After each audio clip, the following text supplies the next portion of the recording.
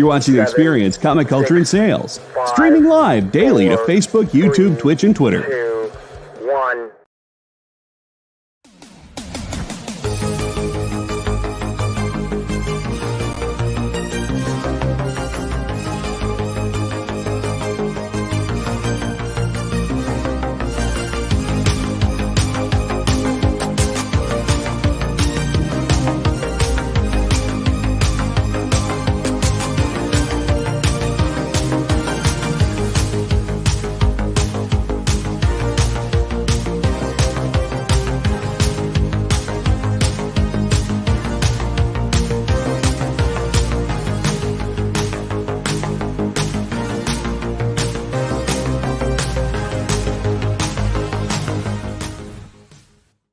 Hey everyone, welcome to the Geek Chat. Actually, the Comic Book Beardies presents the Geek Chat. I'm Beardy Rich. I'm Black Beardy, aka Desmond. Hey, you are watching us on The Experience. You can find us on YouTube, Facebook, Instagram, Twitch, and TikTok. Give us a like, tell all your friends about it. And on Facebook, be sure to like the Geek Chat and the Comic Book Beardies. And as always, head to comicshoppingexperience.com and sign up for the mailing list, see what everyone's doing. Hey, Paul, welcome in. We have a full show for you tonight. This week was a lot of books released, and there was a couple number ones we didn't get to, like the Marvel Zombies book. I'm wearing Marvel Zombies t-shirt because, Halloween. Look at you. Happy Halloween, everybody. Yeah. So, what do you want to talk about first?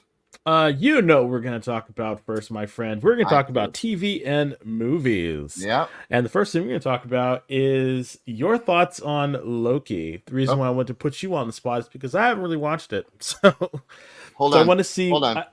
Ready? This is me and Loki. Hold on. Really? What? I don't want to say that bad, but it's just not. You're not a fan of it right now. Oh my God! Last week's show was one of the worst Disney Plus shows I have ever watched, and I've watched every single. I would rather watch Secret Invasion again. Wow. Yes. Is this because there's nothing going on, or because the plot makes no sense, or it's boring, or yes, all of it? So, all of it? I was talking with other friends who really like the show, and I don't see the point of the show within the larger Marvel Cinematic Universe. He's dead. No one knows he's doing this. He's trying to save time. The TVA is about to end. He Who Remains, which is actually Kang, sent them back in time to give another version of Kang, Timely, forgot his name. Victor Timely. The TVA book so he can design the loom. Oh my God, it's just, I don't care. I just don't care. Just don't care? I am not lying when I say spoilers. Spoilers. I found myself nodding off midway through this. Are you sure it wasn't the alcohol? No, we watched it at 7:00 in the afternoon. and you're just done with it. You're just done with it, huh? Yeah, because it's on Thursdays. So after we do the show, I clean up the living room, we have dinner, and we watch Loki. Oh, I don't know. Maybe this week's is better. I'm just not enjoying it. Not enjoying it. So, and Sylvie's running around with him too. And, oh my God. And Mobius is out there. Yes. So it's like the three of them. They're running around doing stuff, huh? Well, no. Sylvie wants nothing to do with Loki. She hates him. They still have this love-hate, I want to do ya, which is the variant of Loki. I just don't care. I think that'd be a much stronger point to talk about. It's like their budding or crazy love affair or something, but that's not what they want to focus on. They want to try to keep this whole Kang thing going, which is... Yeah, I don't know. And that's the thing. When they introduced Thanos, it was funny because Thanos was introduced in bits and bits. So, like, you saw a little bit of him, and then you saw a little bit more of him. And they changed colors. And then yes, I just feel like they really did. Kang had no reason to be an Ant-Man at all. At all. Yeah. I feel like the third Ant-Man film wasn't an Ant-Man film. It was much what Marvel does. Marvel is just advancing the plot to get to the next phase. And the first couple phases didn't feel that way. The movies felt organic. They felt self-contained with like a little bit of connective tissue.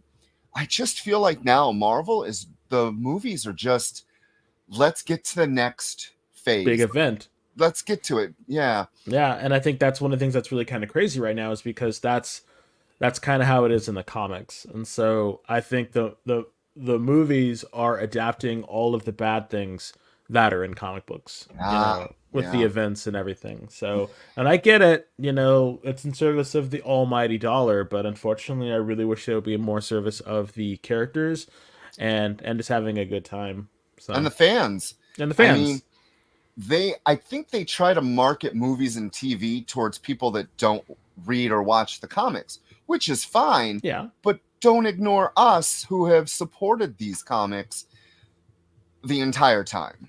Yes.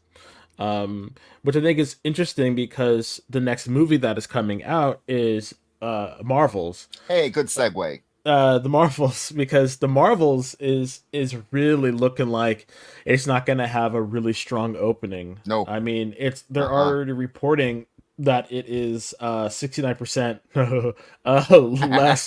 less than James Gunn's Guardians of the Galaxy 3 opening box office. You know what I liked about that? Guardians was self-contained. Yeah. It was. It didn't have any other kind of lead in. They allowed him to finish his movies. Yeah, and it was stronger for it. Yeah, and Captain Marvel, I feel, gets screwed because her name's not even in the title. It's The Marvels. Well, I think they're doing that on purpose, and I think they're trying to lessen Brie Larson. Yeah. Within the whole story, and I think that's what happened. And I don't know. I personally don't think there's anything wrong with Brie Larson as Captain Marvel. People are saying that she's miscast. People are saying that she's just not a very likable person. I thought, and I still think to this day, that they just don't know how to write her. And I think that's one of the problems, is because you have someone who's supposed to be the most powerful person in the Marvel, universe, and they just can't get her right, and they can't get her look right. She went from having this kind of like shortcut to this complete like super butch cut to like now it's like long hair. She was super butchy, and now she's like thinned down and she has much more of a figure. So I don't know what's going on with it. Like, I really don't know. Hi, Kenneth. Welcome. Hey, Kenneth. But I do believe that they just do not know what to do with her character. And I do think that she will get 3 movies if she decides to stay with her contract. You think? Yeah, I do think that they're going to continue on. Even if this movie doesn't perform? Yeah. They are. I think they are way too committed to the lore and what they're building in order to stop it. Because I think at this point they're just going to course correct. Though that feeling might not be, or that thought might not be not carry weight, because the Eternals didn't do too well, and we haven't heard anything about them in a while, and that ended on a huge cliffhanger. So I think what's going to happen in this one is they're not going to have a super cliffhanger, and I think that they're going to allude to something else at the end of the movie, because we're going to have a post-credit scene. So I think they're going to put in a little bit more setup, because I think that's one of the things that they're going to have to do with this movie, and it's going to suck, because I really believe that they're going to use that as a way to get butts in seats. People will sit through this movie, in order to see what that final final reveal is going to be. Yeah. But my hope is that the other two actresses really, and that is Imani Villani and Tahona Paris and Nia DaCosta, and I really hope that they all rise up and I hope that their performances lift all boats, so to speak, like a high tide lifts all boats. So I'm really hoping that this works more as an ensemble piece than just the Captain Marvel film. And if it works, which I'm hoping it does, then we'll get more with this.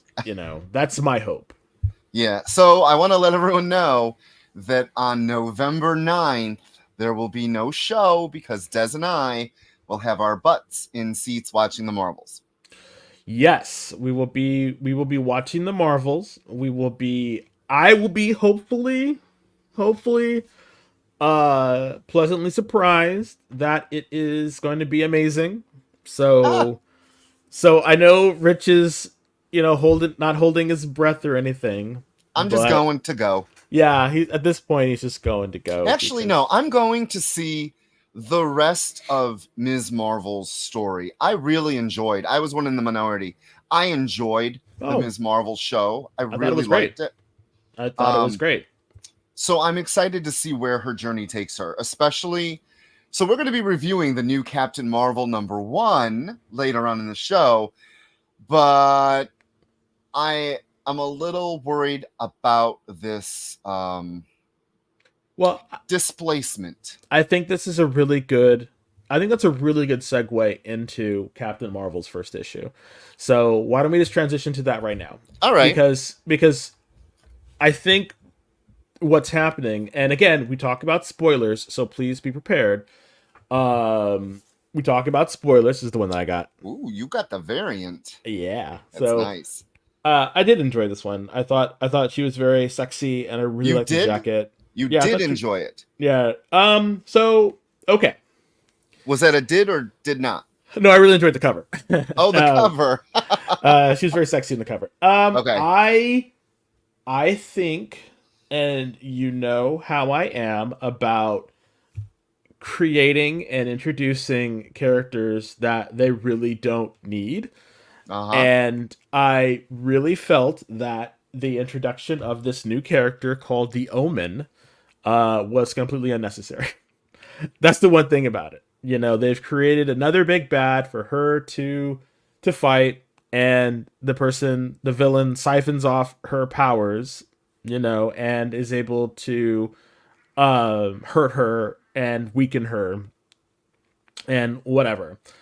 And I'm thinking, okay, another power siphoner, and it's just like, I'm just kind of like, okay, so whatever. Yeah, I have to agree with our I don't know what to call him. Just the experience. The experience.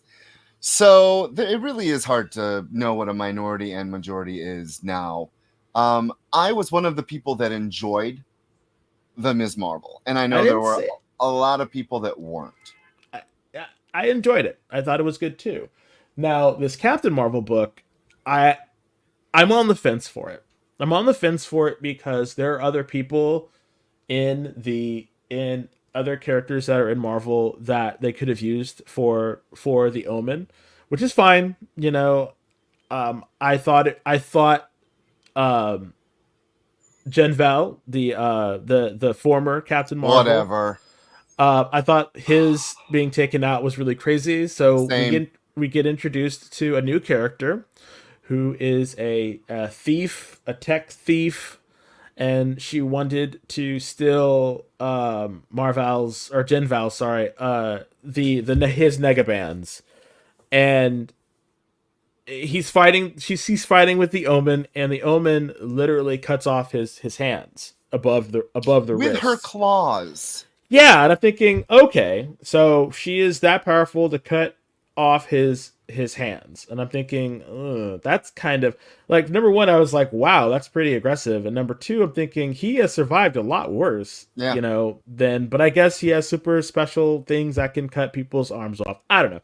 But then the woman the young girl who has snuck into his house steals those negabands, and she's like, okay, we're gonna fight, and then she gets them, she puts them on, and while being throated, being hung up by someone's hand around her neck, somehow slips these bands on. Yeah, and then, which I don't understand, she throws her out the window. And I'm thinking, you already have her. Why don't you just break her neck and then take them off and then leave? But no. The issue would be over then. I know, but she throws her out of the window. She clangs them together and then switches spots with Carol Danvers, who was trapped in the negative zone by the Omen. So now we have this sort of Rick, oh my god, I can remember his name, Rick Jones. No. Rick Jones and, Captain Marvel kind of thing, where now there are these two women who are sort of who can't be in the same spot. So it's a sort of a retelling, like the movies. Yeah, but it's a retelling of the original way that Captain Marvel and Rick Jones had their thing together. So I'm thinking, okay, so now they're trying to do something. The writer's trying to do something that's kind of old, and a little new at the same time. But at the same time, I'm kind of like, I don't know. I'm on the fence with it. And then Omen resurrects after she killed, Janvel. She resurrects him and makes him her servant. And so I'm just kind of like, I don't get it. Like, who is this person? What is her power sets? She has so many powers.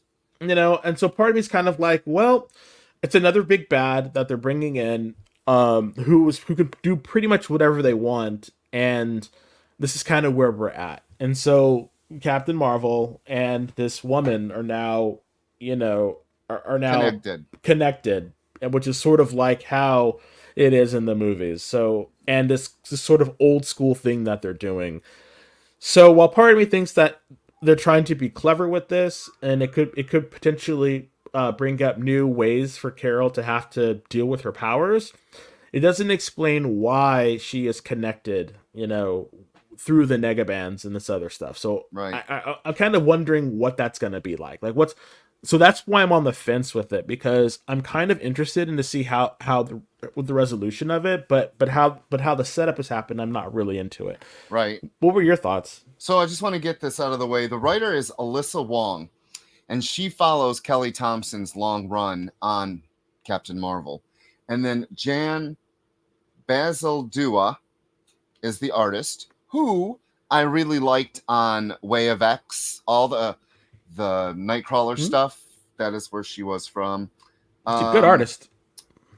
Brian Valenza is the color artist, and VC's Ariana Maher did the lettering. Yep. I started reading Captain Marvel with Kelly Thompson when they introduced a new binary that Carol had created. And I always loved binary as a character. So I was like, okay, I'll get into this. And Kelly wrote it. Huh? You said I'll bite. I did, and I loved it. And Kelly wrote Carol with Jessica Drew. I can't remember Hazmat. Remember Hazmat from the Academy? And who was the third? It was a Kree. I can't remember her name, but a Kree accuser who is Carol's sister, I think. Yeah, I vaguely remember this. It was a good book, and then one of the arcs was Witch's Trial, in which Scarlet Witch was on her side, and she had to face up to what she's done, and she had to slay a dragon. I mean, it was fun. And then the Brood crossover with the X-Men. Yeah. And then it ended. And I was like, okay, they're going to relaunch. I knew they were going to relaunch. I read this today, and I was like, I don't care. I really dislike these new costumes they've been creating for Carol. I don't like this jacket ensemble. I'm kind of excited for the movie, because I've always enjoyed the star right on the chest. Even though the colors are more muted in the movie, movies is fine. I don't have it with me, but there's actually a variant cover that was done in the negative space and with her shoulder showing. Yeah, and I saw liked that it. one. I Yeah, liked I saw it. that one. The art is fine. I thought some of the panels when Carol was switched, I didn't quite get what had happened, and you just had to keep reading a little. Mm-hmm. Is Omen Shi'ar? I don't know. I don't think so. The look is very old Deathbird.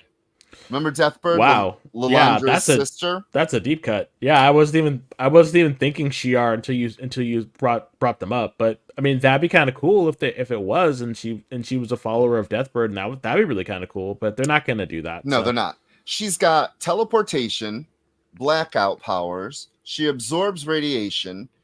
She can make people come back to life. I don't like a character that has unlimited whatever we need to do powers. Yeah. And I don't think she is the big bad. I think she's working for someone. I'm really on the fence. I'll read the number 2. I am interested. I think, why did Genis get taken out so quick? What he has, like you said, he survived so much other stuff. Exactly. So just to be unceremoniously killed like that so quickly, I was like, wow. Yeah. So hopefully he'll get resurrected.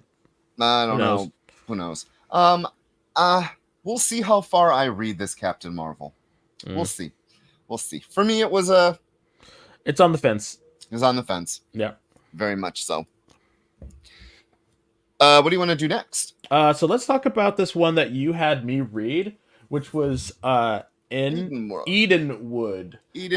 And I realized why you wanted me to read it. Why?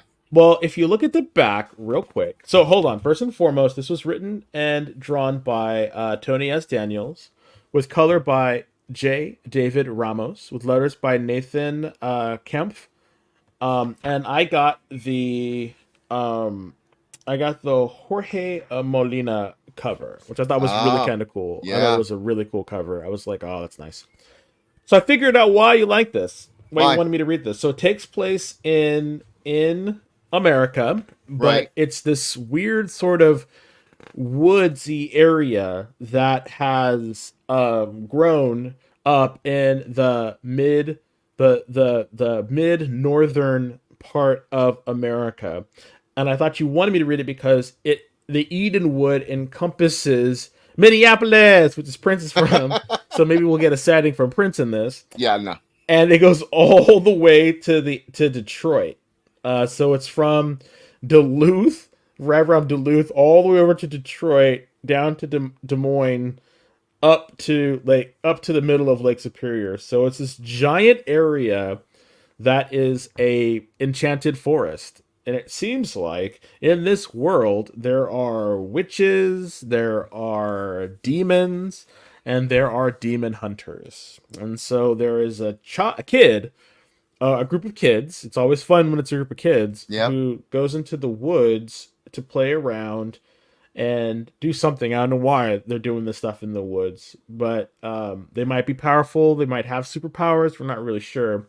And one of them, named Ryan, Rion. I was like, come on now. What a way to spell a name. Anyway, falls in love with this white-haired girl. She gets taken by demons, and then he becomes a demon hunter after following a guy. And then 3 years pass of them walking around in this giant woods, and he's a demon hunter, and he comes face to face with one of the kids that he met, which is the girl he fell in love with. Twin brother, I think, fraternal brother, because they both have white hair. And so but it looks like he's half demon or something, because part of his eyes pop out and his guts are out, or he can't die, or he has been bewitched or something, because he has, like, at the last page he's all like bloodied and stuff and his eyes all popping out. So it's not for the faint of heart. It's a pretty gruesome book. But yeah, I was like, okay, I'm like, okay, it really reads like a and don't get me wrong, it reads like the beginning of a TV series. I really believe that this is something that could be optioned to like Apple Plus or something, and be a TV series. Because it's very interesting. Like you meet the guy who was a demon hunter, and then there's an army who's trying to fight back the witches, the Edenwood, and then there's like talk of witches, and they have to do something in order to stop the Edenwood. So there's a mystery going on about why the forest is there, Right. and we don't know what's going on with it. It's only been told in like stories. But then you have Ryan, who's looking for this girl that was abducted 3 years ago. So that's kind of where we're at. So there's a smaller sub story within a much larger story, Right. which is very interesting. But I'm wondering what happened to the other kids. It sets up a time jump for 3 years. So there's a lot of stuff happening in this first issue. And I was okay with it. Like, I'm like, okay, this is not a bad way to start a book. What were your thoughts? So I have loved Tony Daniel since 1993. Wow. When he penciled X-Force. So Wow. I went into reading this. He's also the writer, which we've been reviewing different books by artists who turn into writers. And Yep. Sean Gordon Murphy really is one of the better artists / writers. Yes. I was unaware that Tony has been writing comic books since I looked it up. He started writing with Grant Morrison on Batman for the Resurrection of Ra's al Ghul, and then the R.I.P. stuff, Mhm. Battle for the Cowl. He drew Teen Titans with Jeff Johns. And then in 2009, he was writing Detective. I'm just like, I had no clue that he has been writing Mhm. this long. Yeah, I knew he wrote some stuff for Detective. I didn't. You know, I knew that. I didn't remember that. So I went into this like, it wasn't bad, but I think he tried to introduce too many ideas That's definitely. in the first issue. I don't think he left room in this for. I know the story has to grow, but I think he did a little too much in Yeah, I this. needed to breathe a little bit. Yes, it really did. The art, he's a very solid artist, like very solid artist. I have to agree. So the book is gorgeous to look at, though. I did get reminders of when you look at the guy on the cover. I was like, is that the Joker's face? Did he just put the Joker's face on? Is this another Joker's daughter idea? With the mask. With the mask. I am definitely going to read the second issue. I want to see if the second issue explains a little more, or if he just throws more ideas at us. Yeah. I'm hoping he doesn't. Like, I hope the number 2 is a build on the 1 instead of let's introduce more things. Yeah. Because I think if he introduces more things, it's going to lose a lot of people, including me. It's going to be too much. It'll be too much.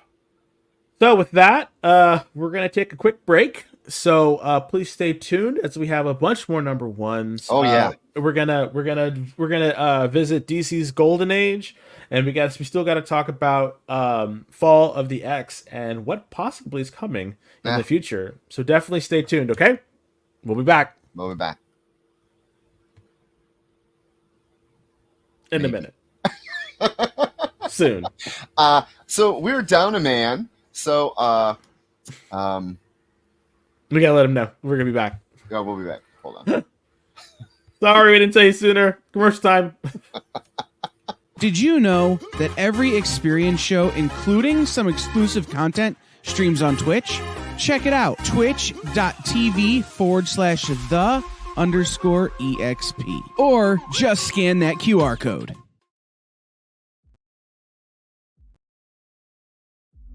What if Hans Gruber from Die Hard had to battle the Joker from Batman the Animated Series in a dance battle? Or who would win in a race between Baby from Baby Driver and Snidely Whiplash? If Austin Powers and Shrek found themselves in a hot dog eating contest, who would emerge victorious? These are the questions we talk about on Nerd Killer Warfare. Debate the most absurd questions you've ever heard in popular culture. Register now by scanning the QR code or visiting bit.ly/EXP casting. To be continued. 3 little words that hold the secret to the next great story. 3 words that will thrill you, confound you, give life to new possibilities. Every variation of To Be Continued is a promise of adventure, a promise of excitement, a promise of unseen wonders and unexplored worlds, a promise that every issue you read makes you a part of a never-ending journey. And behind every page, there will be an unopened door waiting for you. This story to be continued at your local comic book shop. Visit comicshoplocator.com today. Go follow the experience on TikTok at @the_EXP1 or scan the QR code on the screen. Our TikTok is like everywhere else we are, except you only have to deal with us for a minute. Seems like a win-win to me.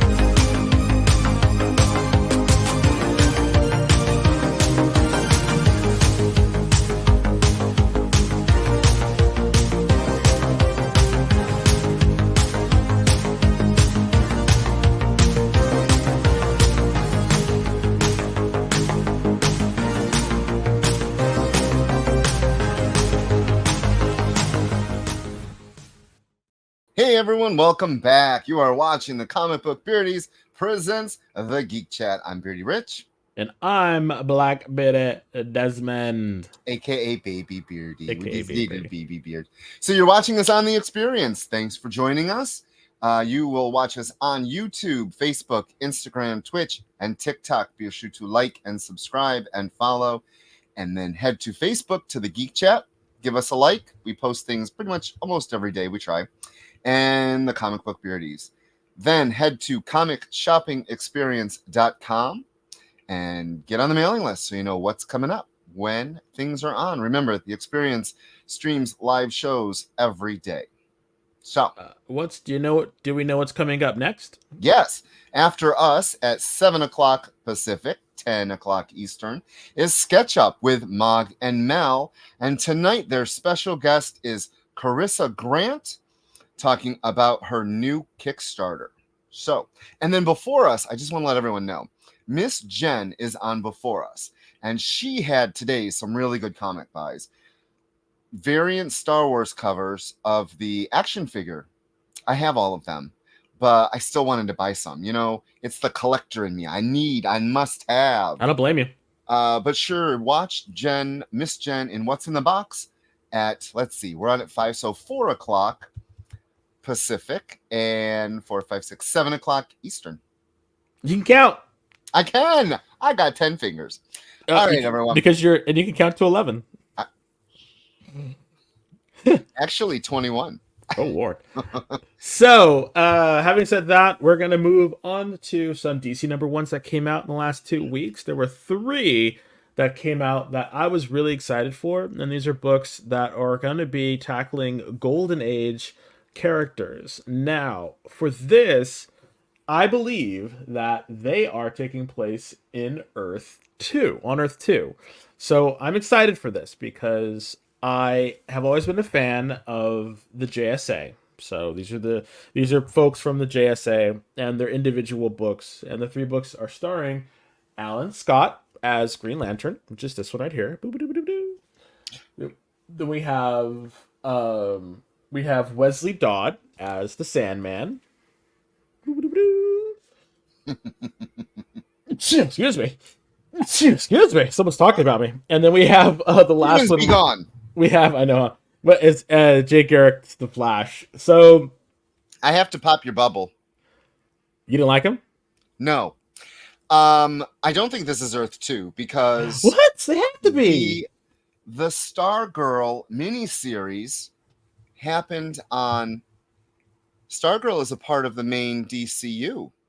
I On know, the but main Earth. I thought that she was transferred to Earth 2 and did that. I don't think so. Hmm. Phil, thanks for watching. Aw. Well, I was hoping that it was Earth 2 because if not, hi Phil. If not, then that's fine too.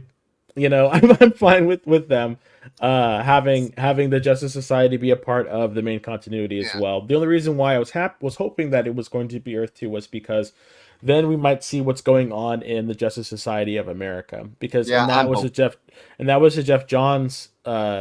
Jeff Johns version, and these characters appeared in that too. So my hope was this was connected to that, but unfortunately it looks like it's not, and it's connected to the Stargirl miniseries, Children's Hour or something like that, or Children. Yeah, Children something other, but it's connected to that because that's where this character comes from, who is the Boom, who is Jay Garrick's daughter. But the weird thing about this issue, which was written by Jeremy Adams, artist was Diego Olortegui. Yes, and the colors was by Luis Guerrero, and letters was by Steve Wands. And I think what happened, so basically what happens is they're running around, trying to save his wife, and they're at a dam, and he has to stop these bombs, these explosives for detonating. Yes. Yes, here comes the boom. And he while he's distracted doing this, she rushes in and saves the mom, but she gets erased from time. And all of how she gets erased from time and all that stuff happens in the Stargirl miniseries. So we get a portion of it from before it happens. Then you read the Stargirl miniseries, and then this takes place right after that miniseries when she comes back into basically the timeline. It was called Stargirl: The Lost Children. The Lost Children. And so basically what happens is 30 years have passed since that time. And so everyone has aged except for her. Yeah. So we get reintroduced to, you know, an older 60-year-old Jay Garrick and his wife and this teenage daughter that they have. So for me, I thought that was a really cool way to have this story start, because now we have this sort of family dynamic of this woman, this girl who was lost through time, now having to basically get reaccustomed to, you know, this new Earth that is around her, and her aging parents have to deal with this. So I like it. I think it's fun. I have no idea who the guy is, who the villain is. Yeah, I have no idea either. And I'm excited because I hope it is a villain from their past and is not a new villain. I really hope that they are a new villain. I really like this issue. I thought it was great. What were your thoughts? Nah.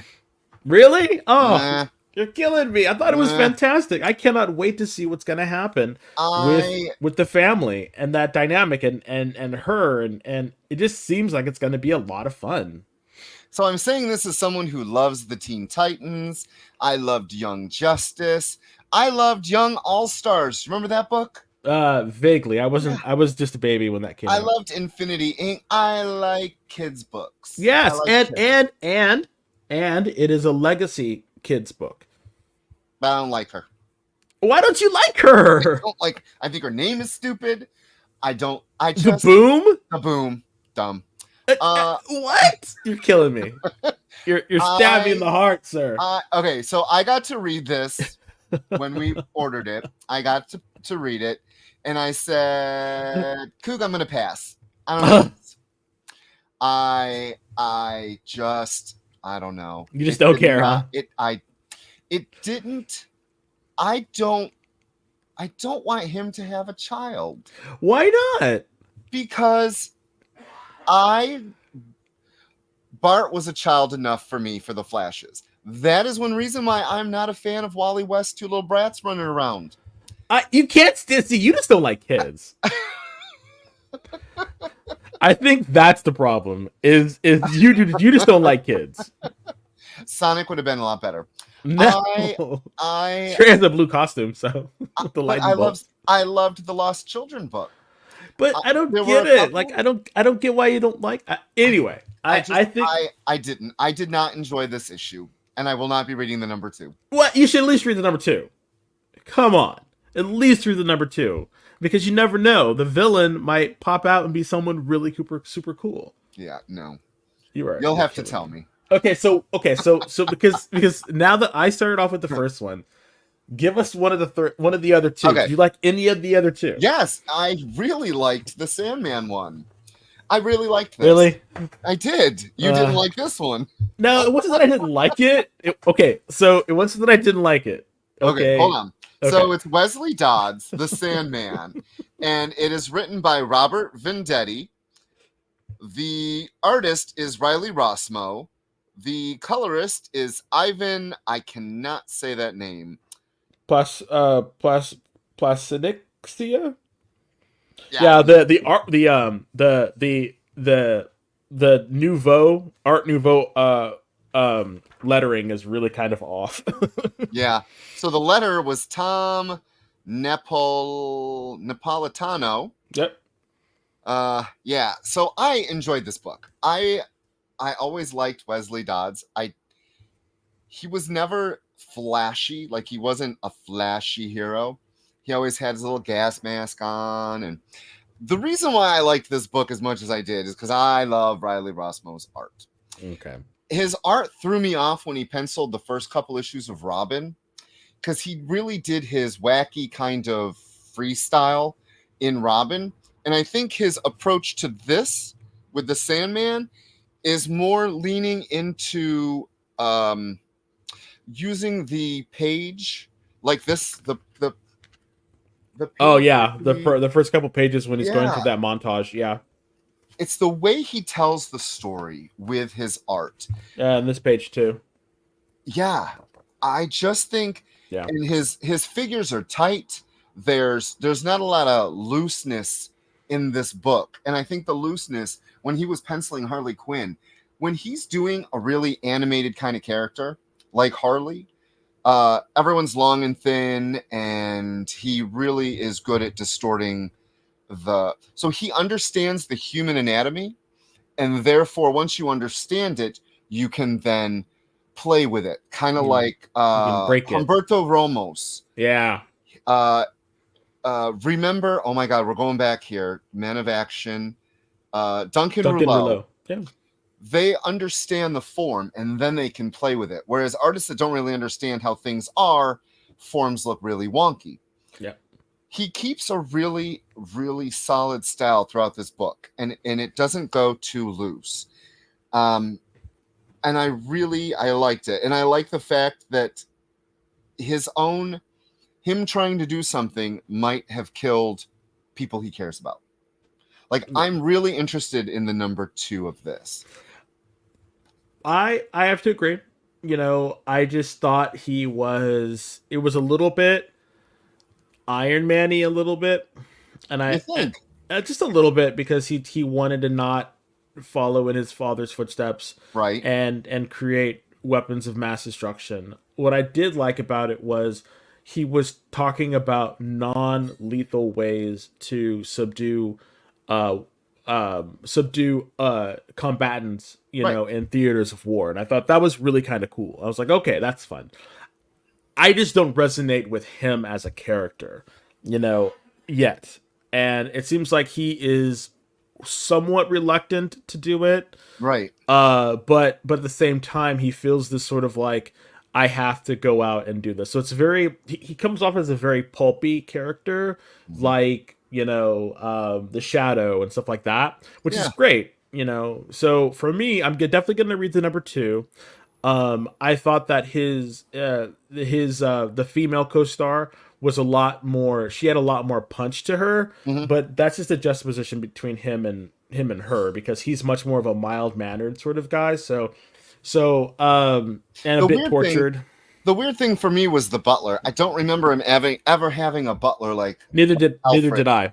That threw me off a little bit, and that the butler knows his secret, and that's the only thing. If I had to say anything, I'm wondering why Vendetti had to choose to give him a butler, unless like the butler's Batman. Dead now. So, but that's the thing. No, the butler wasn't dead. The butler was the one that was waiting for the I can't remember her name. His friend, his female friend, to take her home while he went off and did vigilante stuff.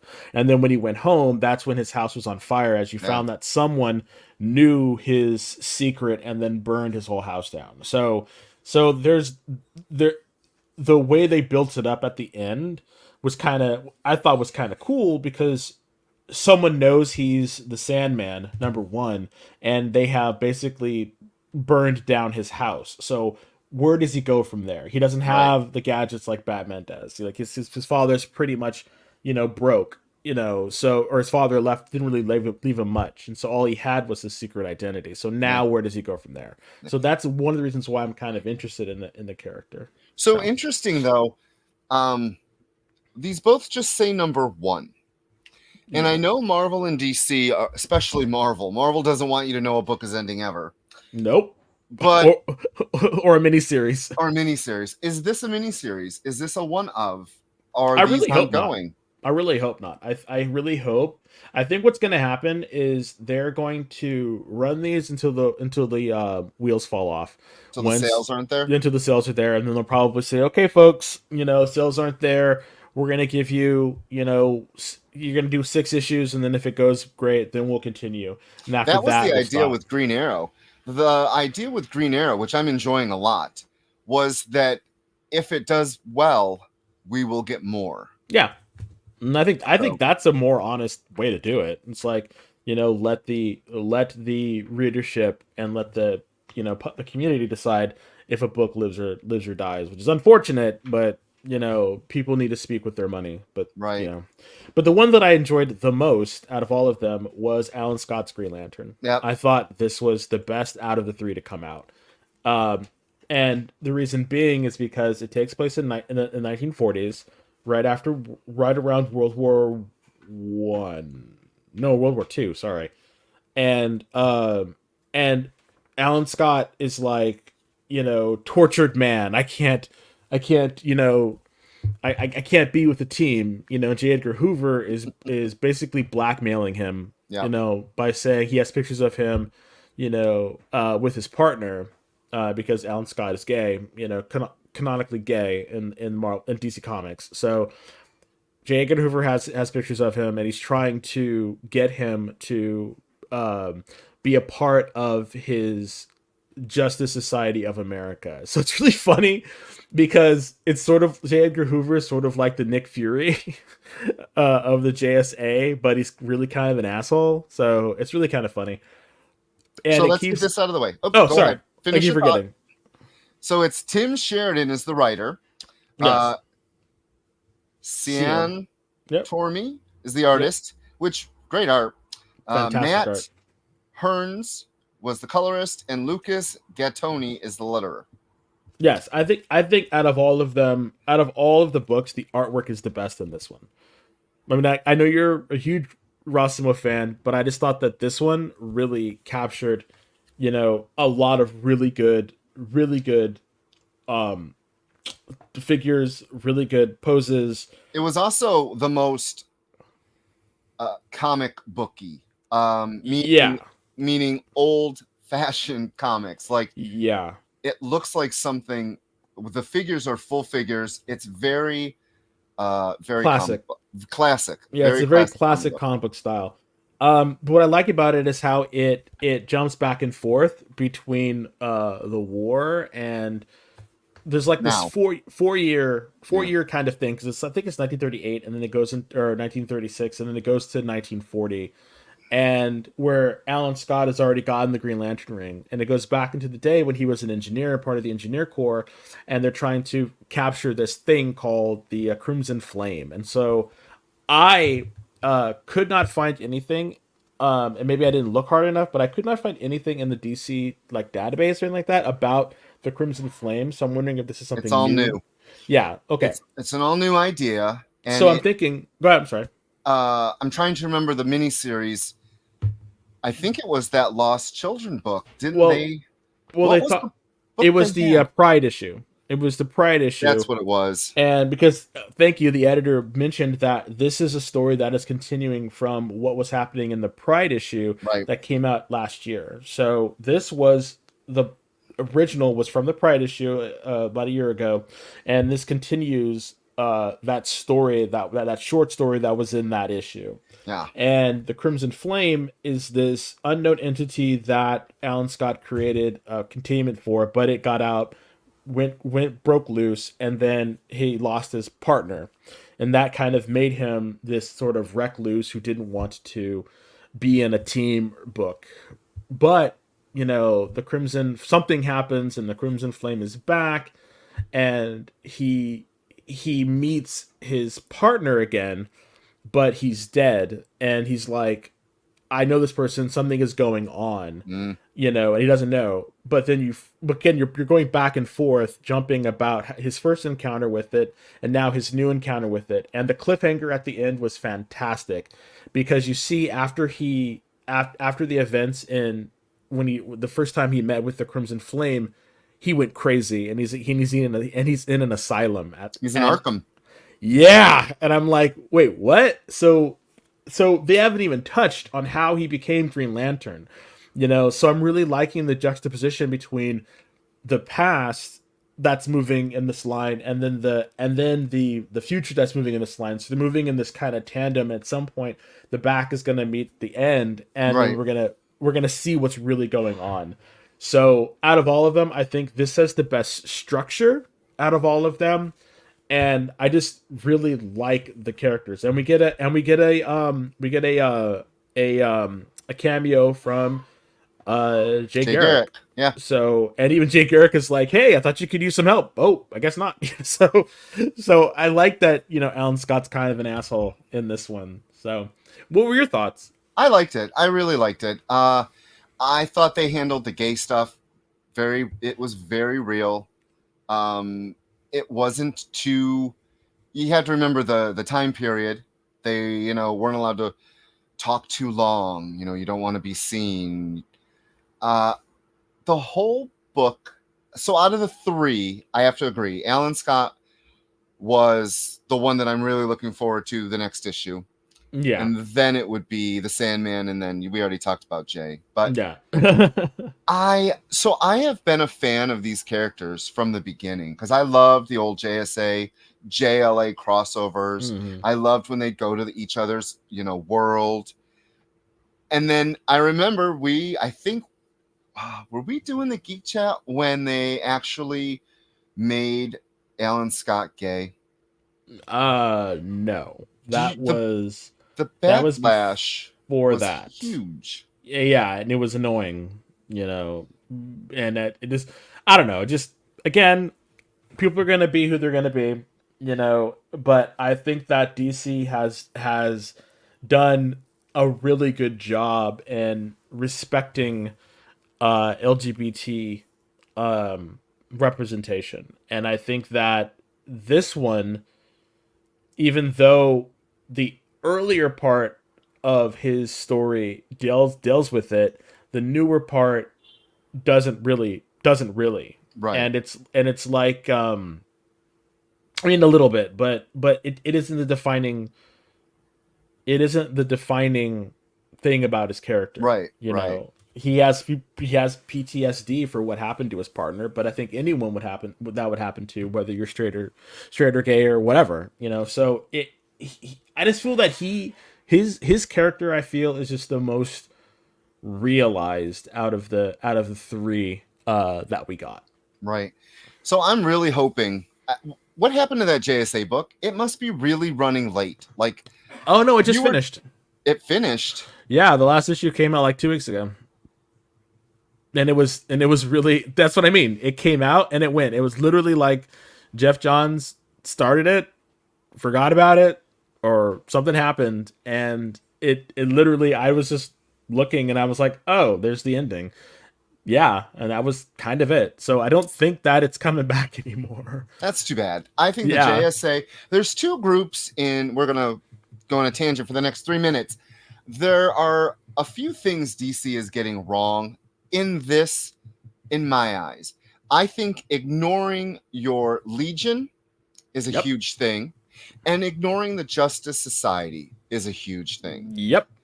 I don't know what their publishing idea is. The next big thing is going to be Titans with the whole Beast world, which is cool. The Titans are back. I'm glad. I've always been a Teen Titans fan. There's no Justice League now.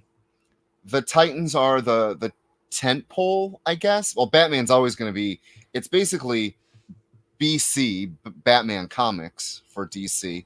Yeah. But there's so many there's so many things left on the table that they could be giving fans. And I feel like the Legion not having a book, the Legion's been a mess. I tried reading that last book. I tried reading the Legion in the Justice League, where we get the Gold Lantern and the new... I was kind of disappointed about that. Dr. Fate, whatever.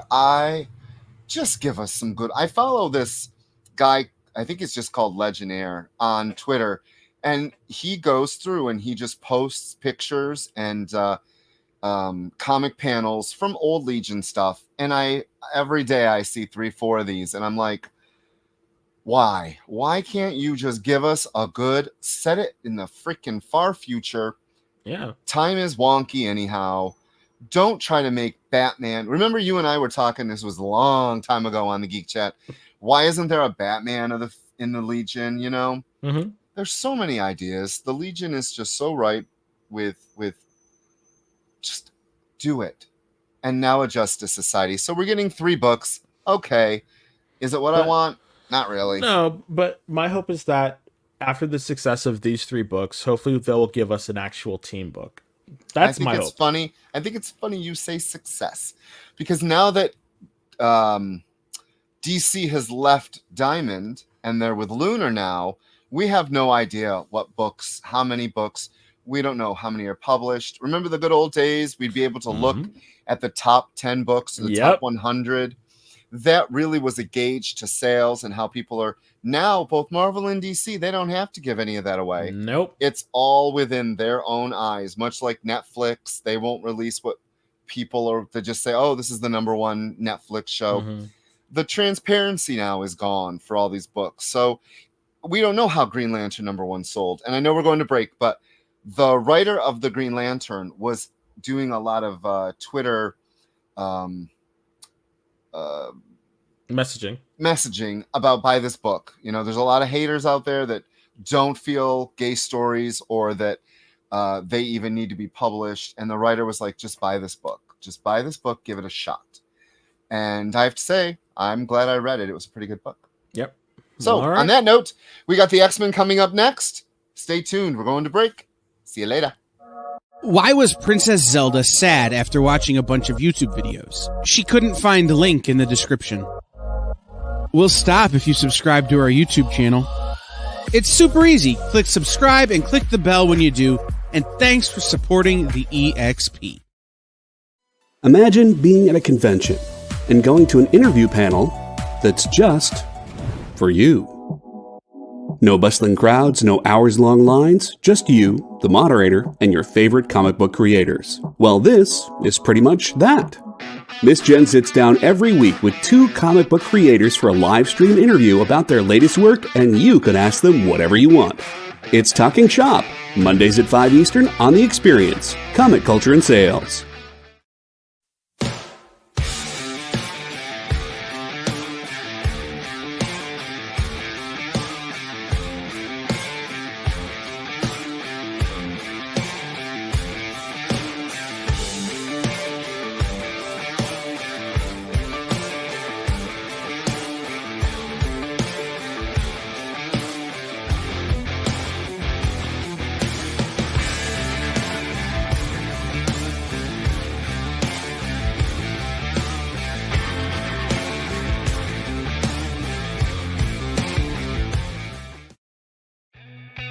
Programming on the EXP is made possible by viewers like you, or your local comic shop, or that Kickstarter you backed, or the publisher you like, or comic industry professionals who want to share a message with the world. Really, anyone who wants to advertise with us can. If you're interested in seeing a product you know and love, or are creating, or are publishing, or are involved with, advertised here on The Experience, and having your message shared with our viewers, please reach out by scanning the QR code below or visiting our website and using the contact form.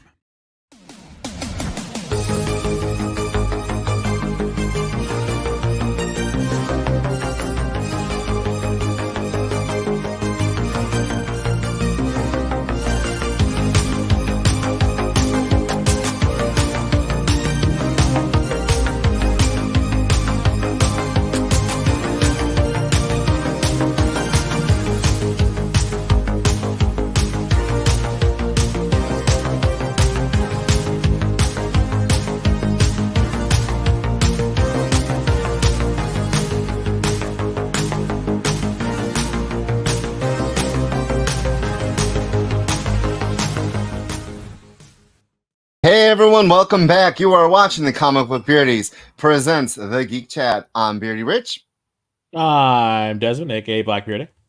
aka Baby Beardy. Baby You are watching us on The Experience. Be sure to like and follow us on YouTube, Facebook, Instagram, TikTok, and Twitch. Go to the Facebook page and like the Geek Chat and the Comic Book Beardies. And of course, head to comicshoppingexperience.com for everything The Experience. And I have to say, I hadn't heard that the princess about Legend of Zelda because she couldn't find Link in the comments. I don't know who wrote that, but that was funny. It was very silly. You are watching us as we now are going to tackle the X-Books, which We're going to tackle them. I love them. So it's funny when you look. So those of you that don't read Marvel Comics, in the X-Books, there's a little reading order. And it's a list of dates. And there's some weeks where I'm like, oh my God, I'm so excited. And then there's weeks like last week, I'm like, ugh. Because some of the books are a lot better. And I got to tell you, Realm of X, I read that today. We weren't going to review it, but I wanted to read it. Please talk about it. The art got worse. The art got worse. It's like someone was like, hey, we need you to do this. I know it's due tomorrow, but can you draw? And then someone's just like, okay, it's done. Do you remember Igor Cordy from the new X-Men run where he was literally given, it was a very short time to draw, and the art, he was like, I'm never drawing for comics again. And he had his little hissy fit because people ripped. Yeah. Now, if that comic book was produced now, could you imagine all the hate he would get? This art was worse than that. It was bad, huh? It was so bad. It was so bad. Yeah. The story makes no sense. I don't care. Yeah, I remember seeing it, and I was like, yeah, I think I'm going to put this one back. So I'm glad I wasn't the only one who was just not very, No, So I just want to let the Experience know that, yes, when we watch TV and everything, we have everything lit up. We have no lights on, and the whole place is kind of creepy. I love it. So they're bad people. Who's bad people? No, I said you're bat people. Oh, we are. So the X-Books this week's X-Books were actually a mixed bag. Alpha Flight, there's a huge spoiler. You'll learn who Nemesis is, and you will learn of cloning. And I'm like, what the hell? Nemesis is Spider-Man. No. Peter Parker. is, well, I'll let you read it. I don't want to spoil it, even though we do. What? We talk about spoilers. Come on. All right. The very last page, you learn that it's Heather Hudson. And I was like, isn't she dead? What? I was really enjoying the Alpha Flight book until I'm like, what? No. No. Another one that we are not reviewing was reviewing the rest. We are reviewing the rest. But I'll tell you, that Realm of X book, that is just some shit on a shingle. Some poop in a puddle, huh? Poop in a bottle, because oh god. Some poop in a puddle. It's terrible. But one book I really enjoy is Uncanny Avengers. You didn't like this one? Oh, you got that cover. I got the variant. Yeah. I don't know what to say about this book. So this let me get this out of the way. Jerry Duggan was the writer, and I'm very upset Mr. Jerry Duggan I don't think is going to be, hold on, let me see. No, it wasn't him. It was Al Ewing they're getting rid of the X-Books, and I think that's a huge waste. Amilo Lyso was the artist. Maury Hollowell was the color artist, and VC's Travis Lanham did the lettering. Yeah, so the cover shows the Fenris twins blowing apart Deadpool, which doesn't happen in the book. They're in the book, though. This is one of those cover things. Some wacky things went on in this book. That's what I mean. Captain America is going to lead an X team, and then they're like, well, he already is. Real quick about the artwork. Yes. Does it, with the shadowing and the shading, doesn't it make everyone look super soft? Yes. Like soft, like you just want to squeeze them. This person doesn't even have a chin. Right? He's just like super soft. It's yeah, like... I gotta say the inkerist, they needed to do a little more. I don't know what was up, but so weirdly, Captain America gives this rah-rah speech. I was so over that speech. In front of the withered treehouse in Central Park about how I am loyal to the dream. I am about everyone working together, and the mutants did nothing wrong. And he gets this old woman throws coffee on him, and then by the end, the old woman's like, "Oh my god, I'm so sorry, I did that." Deadpool was gonna beat her up for wasting food, though. that took me out of it. I was like, I want a miniseries of Deadpool and Captain America. 5 issues of that. It's great. You have the straight man, and no, I love it.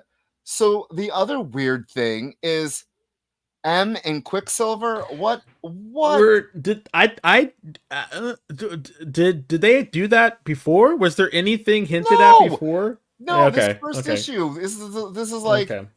I mean, there's been like weird flirting in the last couple issues, but it wasn't like this, was it? Like this, like I don't. Like I liked when he like ran her to where the Fenris people were. Yeah, and she moves his hand to her butt. I'm like, yeah, what? And I'm like, okay. And then he's like, I will not have your advances anymore. And I thought, okay, he's like, stop it. I don't understand what's going on. And me as a reader, I was right there with him. Yeah. So I don't know because Monet she's like the aggressor, which is fine. Women do your thing, but it was just interesting because I didn't really think that they had any kind of I don't think they have any kind of chemistry at all. I just don't see it. He's a douche to everybody, including her. I think she likes that. I honestly, the way M has been written, Monet has been written, I remember her very first phalanx. Is that how you say that? The phalanx? Yeah, the phalanx. Yeah. I remember her being, in her weird past, she was actually the twins at one time in one body, and now she can shift independence. She's always been arrogant and better than everybody, and he has always been written arrogant and better than everybody. So I can see how these two would be like, hey, we're better than everybody. Let's do it. Let's have a baby. Yeah. I don't know.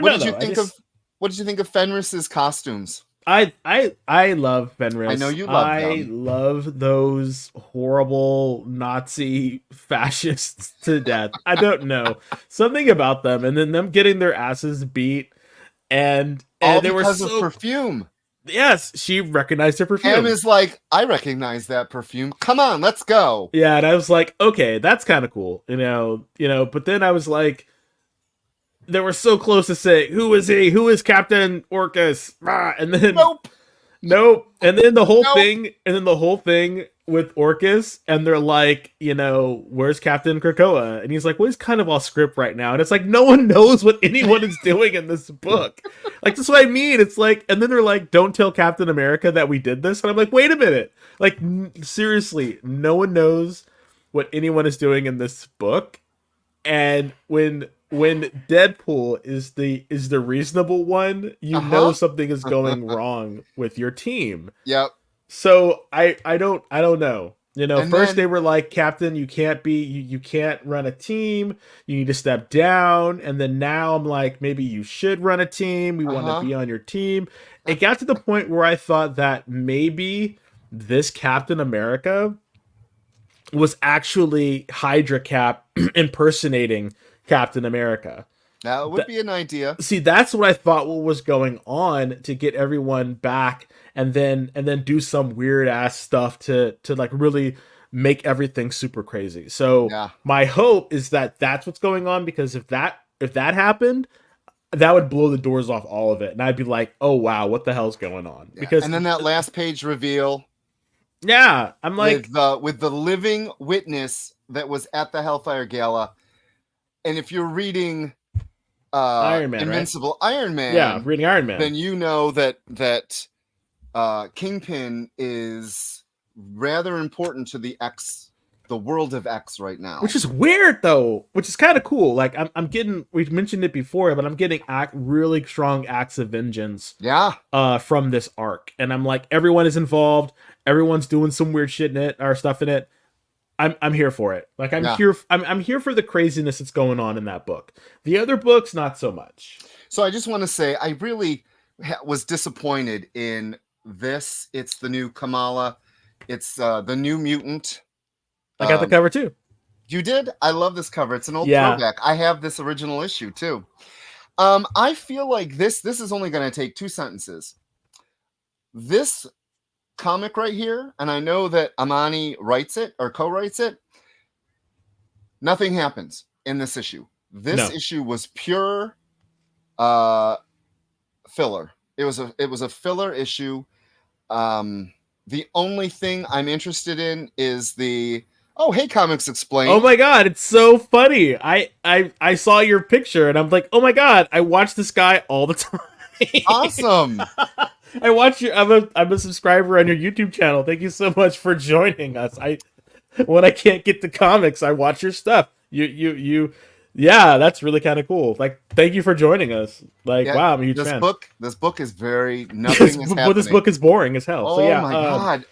But a book that wasn't boring that I absolutely loved was Uncanny Spider-Man. I love Peach Momoko, so I had to get the Peach Momoko cover. I got the cover that I got, which I really, I got the Lee cover. I got this one because it really showed what was going on. Nightcrawler's horny. Well, I mean, he's a good Catholic, so. I don't know, but I really enjoyed this book because it has Mystique in it, and she's crazy. I love Mystique, and she is crazy, and it's. I don't hate it. I don't hate it. I don't understand why. Yes, but Nightcrawler Spider-Man is really dope. I don't understand the attraction between the two of them because this is the first time that they met. And she's like super down to like take it to the ground. And I was like, wow, lady. And then she's like, you must have used some like pheromones on me. So I don't know. He's like, nope, that's not one of my powers. So the writer was Cy Spurrier. The artist is Lee Gerbert. The color artist is Matt Mila. And the letterer is VC's Joe Caramagna. And I think all of them crafted what I think is a great comic book. The colors for now I almost said Dazzler, for Dagger, spot on. I love seeing Dagger. Cloak's left her. Okay, she's riding a scooter. What the hell is up? What is up? They're everywhere. They're everywhere in New York. Seriously, when I was in New York for New York Comic Con, they're everywhere. They're everywhere. So that's kind of like total New York. That makes sense for her to do it. Yeah, I loved her outfit though. I don't know, this I really liked this story because of, number one, I really thought that the rhino's suit, his Orcus suit, I was kind of here for it. I'm like, okay, I'm kind of here for it. I like it that he's a Spider-Man villain that normally has never crossed paths with Nightcrawler. Right. So the fact that they're still utilizing these Spider-Man villains in this new way, again, strong acts of vengeance stuff going on. I'm really enjoying it. So, and then when he actually fights Orcus and they actually subdue him, I was like, wow, these people really know what's going on. And then like the whole Soul Sword pops out, and then he starts, doing it. I really wish, the only thing I wish though, is that the Soul Sword actually looked like a rapier. I think that would really add to his character a lot more, given how much of a pirate he is and a swashbuckler he is at heart. So that's the one thing that I wish they would really use. But then everything between her and him, I don't know what that was about. I really hope that they explain that a little bit more in the coming future. And then about your girl Mystique, I have no idea what's going on with her. I cannot wait for X-Men Blue, the origin story. They're really pushing that. So do you think it really was? Say that again, sorry? We ordered the X-Men Blue last week. So a couple weeks that'll be out, and we'll learn his new origin. Yeah, I'm fine with that. I think it's great that they're giving him a new origin, although I'm just really kind of wondering what's going on with Mystique, because one of the things that I've always imagined about her character, especially given oh my god, was it Brian the K. Malieve? Vaughan. What? I was gonna say Brian K. Vaughan. No. Was it Brian K. Vaughan or was it Malieve who did the solo run of hers? Both. Okay, so I remember. Remember the solo the Mystique solo book short pack. Yeah, where they showed that she can literally expel her shape shifting on like a molecular level, so she could actually create claws and can fly and stuff like that. I've always thought that her brain could do that as well. Yeah. So it was sort of like a pseudo healing factor, but not. Right. So I'm thinking that something scrambled her brain, so that maybe it's not so much that she hit the ground during the gala, the Hellfire Gala, but it's more so that Orcus did something to her or something. Maybe. But I'm really interested to see what's going on with her. So the idea of my baby of putting the weapons inside of her, and then if someone shoots her in the head, she can shift her brain down. Yep. Like they've always played with that idea, and I think it was 187. Oh my god, I can't remember. The one where the very first introduction I ever saw to her, and 178. I don't remember. She tries to kill everyone, and she can't kill Nightcrawler. But she kills Kitty Pryde, she kills Storm. She has that weird purple energy suit that they've never used again. And she basically... I miss purple energy. You what? I miss her purple energy suit. Oh, yeah. She's always been a great, I don't want to say villain, because I don't think she's a villain. And she's always done what she needs to do for her and what she considers her people. Exactly. So the fact that now she is kind of lost, it's something that I can't remember ever happening to her. So I'm enjoying this storyline with her, because it's not her book, and I get it. But I'm glad that she's in this, because when she fell out of the window and crashed her head and then was gone, I was like, oh, she morphed into a fish or grew a tail like a mermaid and swam away because she knew she had to get away. She's not dead. I never knew. I knew she wasn't dead. I never thought she was dead. Oh, no. And I really hope that Spurrier fills in what happened after the gala. Oh yeah, he has to. He has to. Whether that's in blue or it's going to be, I think it's going to be an Uncanny Spider-Man. I think that's where it's going to be. But this is another one. Is it a miniseries? We don't know. I think Marvel's like, hey, it'll be a miniseries until the next maybe 8 or 9 issues. No, it'll be a miniseries up until Tom Beaver redoes the whole thing. Right. I think that's what's going to happen. So I think they're letting people, and this is a good segue into the future of X-Men. One more book. Oh, cool. I really just want to give Dark X-Men a shout out. Gimmick actually changes her name to Faint and does something, like saves someone. We get another New Mutant from, where did she come from? Was it Wolverine and the X-Men when they did all the New Mutant kids? And Maggot is ready to leave. Like, that was the thing for me. Maggot's like, well, actually, and then we don't get anything else. I liked how they disposed of Warren. I thought that was really kind of cool. How Gambit took care of him. Right, and that was a beautiful page, too. As much as I love seeing the bones exposed as the explosion goes off. I couldn't get into the artwork, though. Oh, that's the one thing that's holding me back from that book is the artwork. Really? I just can't. I think it's a very interesting story, and I'm glad that Maddie has her time to shine, but I still can't. I just can't get into it. No, I love the art.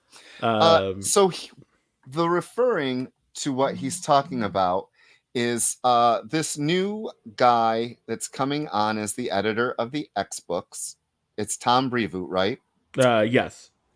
This doesn't give me much hope when he says, I'm basically making it all up as I go along, trusting my instincts and my experience to find a path to victory. Already I've made a couple non-traditional choices that have made some of the folks around me a little bit edgy.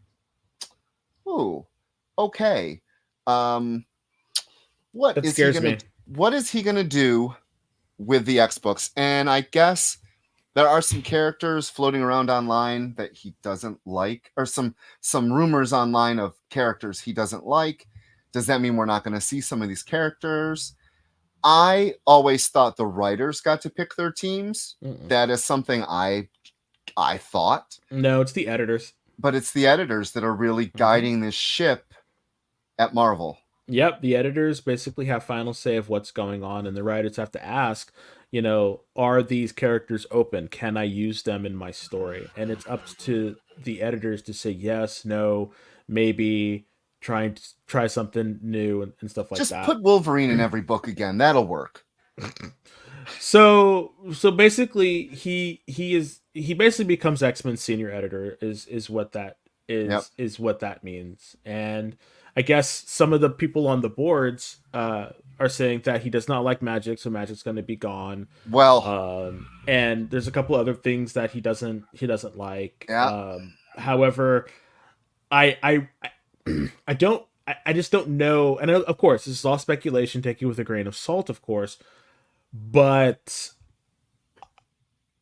Westchester. You think we're going back to the school? Westchester, everything old is new again, folks. And what I really hope happens is that Nate Gray comes out. Don't you dare experience says, how you know Mar runs out of ideas. I know, clones. No. Well, there's already clones in Alpha Flight, so. Well, to tell you the God's honest truth, that's all Resurrection is. All these people are just clones that the Five create. So it's been a giant cloning experience anyway. No, I think what's going to happen is Nate Gray is going to come out of the ethereal, come down from one of the higher planes. Because if you read Warren Ellis's, I think it's Warren Ellis's X-Men, he was a shaman for the mutant race. He had his tattooed X. Yeah, and he had the X on his chest, and then he ascended to different planes of reality. And I think he's just going to come back to wherever, thing he's at, and he's going to burn it all down like he did before, and it's going to be a new thing. It's going to be a giant mind wipe, and no one's going to remember anything. And it's going to be like a fresh new day where everyone loves each other, and then something's going to happen. you know, or they're all going to end up, or they're going to create a school on Morocco, just a giant school on Morocco. But no. I don't have any hope for it because I don't know how they're just going to stop, because you can't just stop a boulder that has been rolling for like 5+ years. You just can't stop that boulder, you know, unless you unless they do a full line reboot. I don't know how they're going to do it. Like, I really don't. I really, like, I'm trying to tell you this, Rich. I have no idea how they're going to do it. And I don't know who is the architect that's going to be behind this, because if there's reboot, but I don't know. I don't trust him as a writer, you know, and him just saying, you know, I'm going to do this and certain people are going to be out and certain people are like, who is he bringing in? What's going to happen? Yeah. Well, we have more months to wait because the Fall of the X starts back up with the new titles. I have a feeling. See, and then Fall of X should have been like, then what am I reading now if this is not Fall of X? It's part 1 of Fall of X. I don't know. But how far does that have to fall? How tall is this building? So stay tuned on the experience because Sketch Up with Mog and Mel is coming up. They have a special guest, Carissa Grant. And I just got this. Carissa will be giving away 2 PDF files of Worthy Chaos Redemption, issue 1 through 4 set. So 4 issues total. So be sure to watch Sketch Up with Mog and Mel. And be sure to watch us on Thursdays at 5. You're watching The Experience. Great show. I love talking about comic books. And I do too. And I'm really glad that you all came by and joined us. Just a reminder, we will not be recording a show next week. We will be seeing The Marvels. No, that's 2 weeks. Oh my God, it is 2 weeks. I thought it was sorry. No, you're getting a little excited. I am. I really want to see it. I want to see it. I know. So do I. Sorry, not next week.